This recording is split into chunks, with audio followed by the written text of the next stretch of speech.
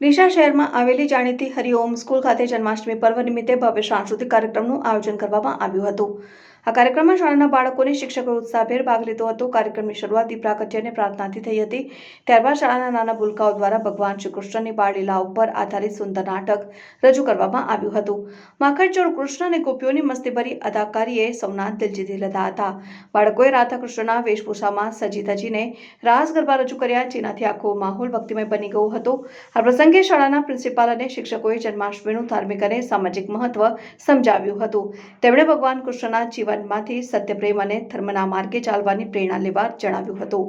શાળાના વિદ્યાર્થીઓએ માનવ પિરામિડ બનાવીને જય કનૈયાલાલ કીના નારા સાથે દહીં હાંડી ફોડી હતી। આ દ્રશ્ય સૌને મંત્રમુગ્ધ કરી દીધા હતા। આ પ્રસંગે વાલીઓ પણ મોટી સંખ્યામાં ઉપસ્થિત રહ્યા હતા અને બાળકોના ઉત્સાહને બિરદાવ્યો હતો। આયોજનના અંતે શાળાના સંચાલકોએ કાર્યક્રમને સફળ બનાવવા બદલ સૌનો આભાર વ્યક્ત કર્યો હતો। આ ઉત્સવ દ્વારા બાળકોમાં ભારતીય સંસ્કૃતિ અને પરંપરા પ્રત્યે જાગૃતિ ફેલાવવાનો સફળ પ્રયાસ કરવામાં આવ્યો હતો। અમારી શાળા શ્રી કેબી અગ્રવાલ હાઈસ્કૂલમાં આજ જન્માષ્ટમીની ભવ્ય ઉજવણી કરવામાં આવી છે। એમાં અમે એક પ્રોજેક્ટ બનાવ્યું છે। સાહેબ શ્રી રવિકુમાર સોની અને આચાર્ય શ્રી દશરથભાઈ સાંકલાના માર્ગદર્શન હેઠળ અમે આ પ્રોજેક્ટ બનાવ્યો છે।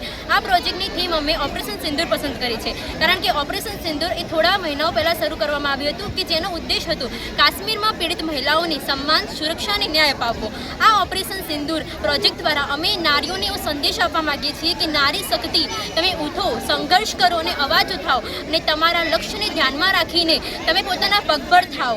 નારી શક્તિ ધારે તે કરી શકે છે। આજની નારી નારાયણી છે। આજ કી નારી સબ પે ભારી। આભાર। જય હિન્દ, જય ભારત, ભારત માતા કી જય।